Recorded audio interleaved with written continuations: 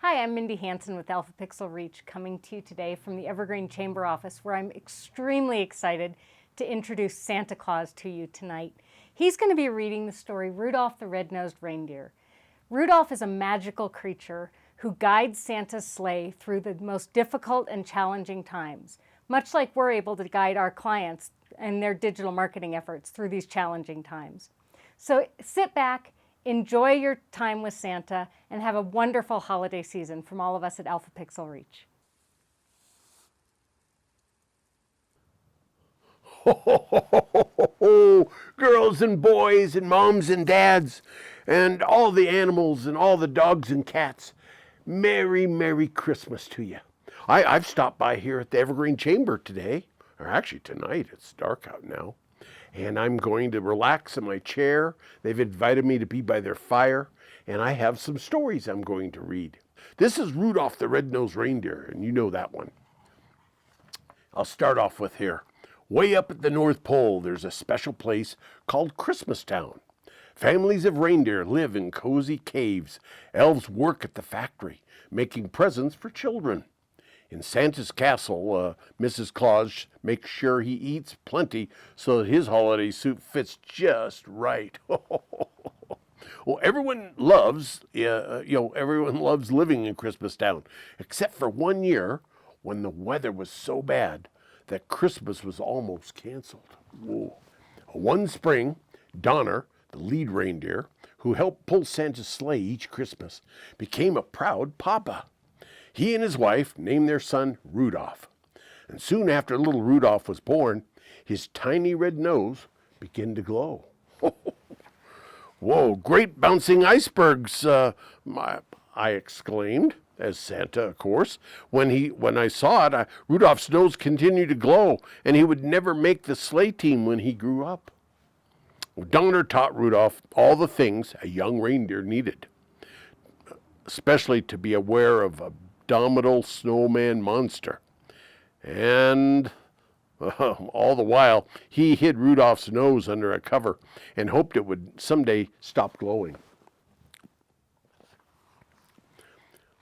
As the months went by, the elves were busy making Christmas toys. All of the elves loved their work, except for one, Hermie. Hermie just didn't have a knack for toy making. Maybe that's because he dreamed of becoming a dentist one day.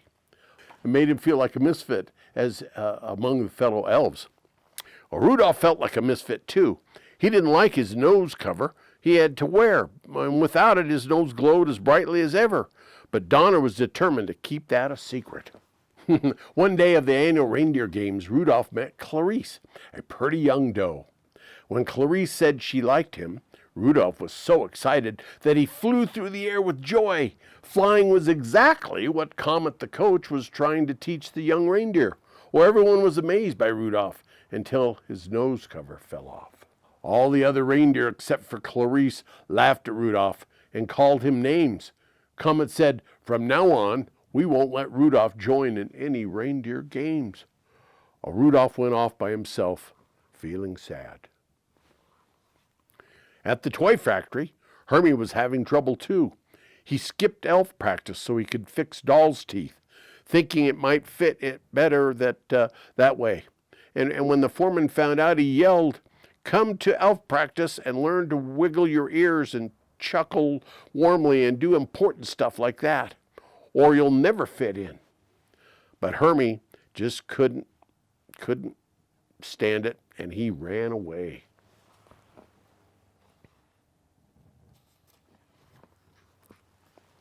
Before long, Hermie and Rudolph met and shared their stories. They decided to go off to the world together. "You don't mind my red nose?" asked Rudolph.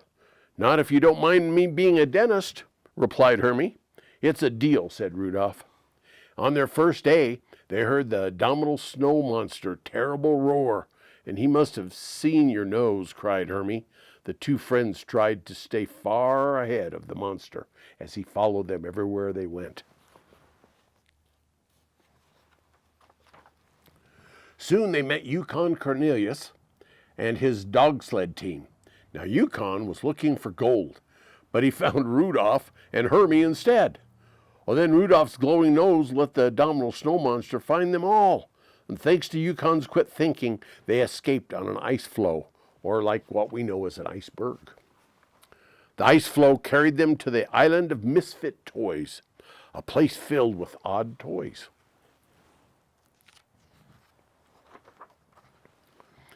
Well, the ruler of the island, King Moonracer, said, "A toy is never truly happy until it is loved by a child."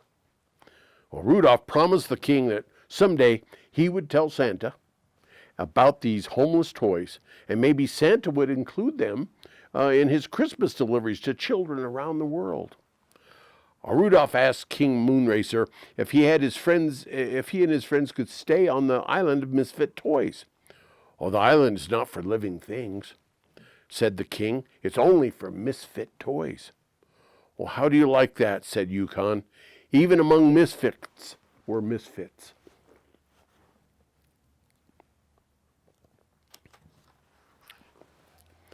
Well, the king let the friends rest overnight before they moved on. And when Hermie and Yukon were asleep, Rudolph slipped away, knowing his nose would put them in constant danger with the abominable snow monster. He didn't want to be the cause of any harm to his friends. The abominable snow monster did indeed find Rudolph because of his glowing nose. He chased the young reindeer everywhere. During that time, Rudolph grew up. One day, he realized it was time to go home. Well, meanwhile, Rudolph's parents and Clarice had been out looking for him ever since he left. It was now 2 days before Christmas, and I told Rudolph that without Donner, I'd never be able to get his sleigh off the ground. Well, Rudolph was determined to find his parents and Clarice. As he began to look for them, the storm of all storms hit, and the snowflakes fell, making it hard to see. Rudolph had an idea where his parents and Clarice were, in the cave of the abominable snow monster. He made his way there despite the storm and found Clarice in the monster's clutches. "Put her down!" Rudolph cried. The abominable snow monster did, and went after Rudolph instead. Yukon and Hermie, who had been searching for their friend, arrived at the cave just in time. Quickly, they lured the monster outside and knocked him out with a big rock. Ooh. Then Hermie removed all of the monster's teeth, using his dentist skills. And finally, Hermie got to be a dentist.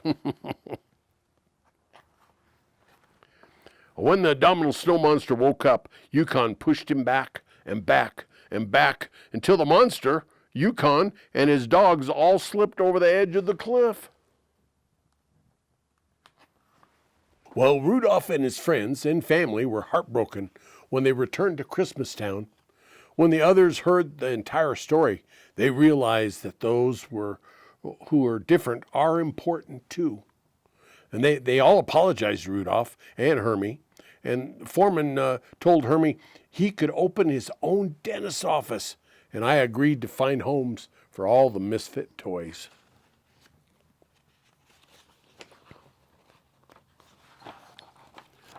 Well, just then, there was a knock at the door. It was Yukon, his dogs, and the abominable snow monster. Even though they had all gone over the cliff, the abominable snow monster was able to bounce, and so they all landed safely on top of him. Now the monster is no longer mean. Doesn't have any of his teeth, of course. And he even got a job because he's so tall, of placing the star on top of the big Christmas tree. Everybody cheered.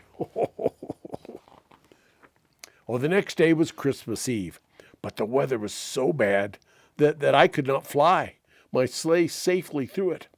I reluctantly started to tell everyone that Christmas was going to be canceled for the first time ever. But then I realized that there was a way through the storm after all. Rudolph. Well, I said, "You and that wonderful nose of yours, that nose can cut through the murkiest storm. Rudolph, with your nose so bright, won't you guide my sleigh tonight?" Rudolph replied, "It will be an honor, sir," because Rudolph was very polite. The sleigh was loaded, The reindeer got it into place, and Santa climbed aboard. Rudolph took the lead, and the sleigh took off. Santa's first stop, the island of Misfit Toys. Everyone had an extra Merry Christmas there that year, and Rudolph went down in history as the greatest reindeer of all time. And as they flew out of sight, my bells I ring on the sleigh every night. Wasn't that just great? Santa reading us a holiday classic, Rudolph the Red Nosed Reindeer. Thank you for joining us tonight for our story time. I'm Brian Caldwell, owner of the Caldwell Insurance Agency with American Family Insurance.